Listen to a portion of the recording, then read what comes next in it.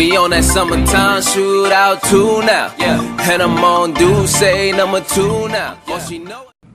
YouTube, what's going on? It's your boy Buck here. I know I ain't post in about 4 days, but I was gonna do some things with the camera, but I'm back and I got a whole lot of videos to catch up on, so expect a lot of volume uploading over the next couple of days for me. So but yeah, my first video I'm about to do is the honest trailers for Watchmen.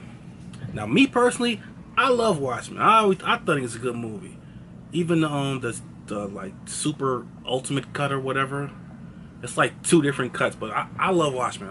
One of my favorite comic movies pretty much ever, man. It's in my top 10, seriously. So I want to see what they have to say about this, because I won't say this shit ain't flawed, because, you know, to me, ain't no perfect movie to me personally anyway, so they're all flawed. But yeah, well,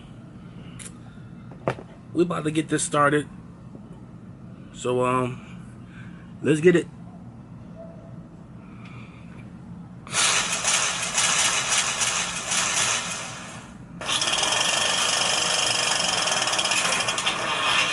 Zack Snyder turned one of the most universally beloved comics of all time into a completely polarizing movie. He turned the most universally beloved comic of all time into a completely polarizing movie.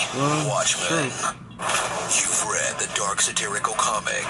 Now get ready for the movie adaptation that transforms the complex characters and grounded realistic action into a gory version of The Matrix in a film that Watchmen creator Alan Moore described as regurgitated worms. Damn. Again, the guy worships his snakes. Take it with a grain of salt. When it comes to my spiritual beliefs, that's perhaps why I worship a 2nd century human-headed snake god called Glycon. Stare in awe as Snyder's gorgeous shots carry you through an overstuffed plot, where a dense 13-chapter series is crammed into a single movie, full of so many story threads, it feels like marathoning an entire season of Lost. At the same time, meet darkened versions of heroes you know and love. It was a long movie, to fight though. crime and maintain an erection. Oh, hell. Like the comedian who's Captain America. Classic. If he were a dick. I love that character. Rorschach, who's Batman. Him too. If he were a dick. And Dr. Manhattan, who's Superman. If he were a dick, who always had his dick hanging out. Seriously, always. I think Johnson was just swinging through the whole damn movie. There were only 3 dick shots in the entire comic. An animator had to spend hours getting the dick sway just right. I'd move on, but it's really hard to focus on anything when there's a big blue dick on the screen. Experience Jackie Earl Haley's spot-on performance as a smelly hobo who hates hands. He did a hell of a job, man. I love Rorschach. I break another finger. As he shines alongside a cast that does their comic book counterparts justice, despite some on-the-nose dialogue. I should have had that abortion. Battle person makeup. I'm 67 years old. And the presence of Malin Ackerman. You want me to see things your way? Go ahead. Show me. Do that thing you do. Pounding that too. We don't normally like to call out actors. She seems like a really nice person and all, but this is just, ugh. I have a real name I've been using a couple years now. Try it. She makes Matthew Good look okay. Prepare for a 2-hour and 40-minute movie that's closer to 2 without all the slow-mo. Full of everything Zack Snyder carried over into his next 2 DC movies, like Rain, sex, Jesus allegories, graphic violence, apocalyptic dream sequences, and justifying the destruction of a major metropolis. Killing millions. Can't argue with that. But if that's not Snydery enough, check out a director's cut that adds more graphic violence, more sex, and more Jesus allegories.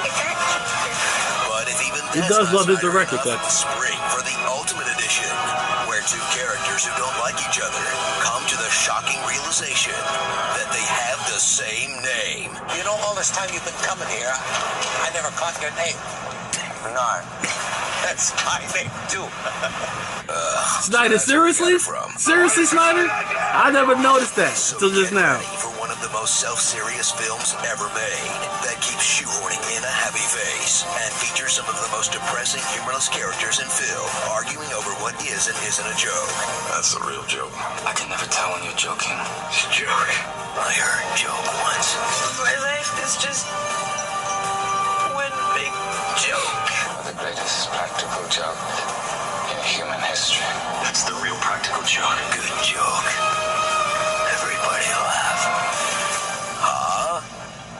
Starring Harvey Birdman, Man, Silk Spectra, The Killing Joke, Max Headwood, Zack Snyder making Zack Snyder references, foreshadowing, Elon Musk, and don't you know, I'm Electro, Dr. Manhattan, or How I Learned to Stop Worrying and Love the Dong. I'll bet Dr. Manhattan would have won Vietnam even sooner if he'd taken that thong off. Talk about intimidation. Balls. Be sure to subscribe for more honest trailers. I have no father. I was brought to life by Zeus. Your scratchy squirrel voice has nothing on my... Alright, that's enough. Yeah, man, that, yeah, I don't know why Dr. Manhattan had to have his junk swinging back and forth through the whole entire movie. I mean, goddamn, I know it was rated R, but come on, Snyder, man. Seriously? But yeah, man, I didn't notice all the same... God, yeah, damn fly, excuse me. I didn't realize all the same references that they, kind of goes into his style of movie making with the explosions and all of that. I mean, of course I noticed it because he does in every movie, but I didn't notice how many similarities there was. Not until they actually like put them right next frame to frame with each other, make it seem to show how that similar they are. So that was creative. I also didn't notice about the whole the same name thing. Like I didn't. That's like a running gag of his now. Like he better not do that in Justice League, bro. Cause oh boy, cause I forgot. I think. Damn, I forgot what character it is. They have the same names too. Their fathers, I think. Is it Arrows? Oh, it's. I think it's Aquaman and Batman, or Aquaman and another character their fathers have the same name too. So I hope they don't make that reference. If I'm mistaken, I'll put it up in on the screen. Besides that, man, yeah, those are both two good. Well, one good movie. I like Watchmen, but I didn't like B versus S. I haven't seen the ultimate cut yet, but I'll watch it eventually, man. You know, I'm not too pressed for it. You know, from what I've heard, that it makes the movie better, but it still doesn't mess with the problems that I had with the movie. So it is what it is. But anyway, man, that's just me rambling. So, like I said, I'm gonna be follow me on Twitter at Buck147. And I'm gonna be volume uploading, try to get a couple of these things out for the next couple of days. So like, comment, share, subscribe. Peace.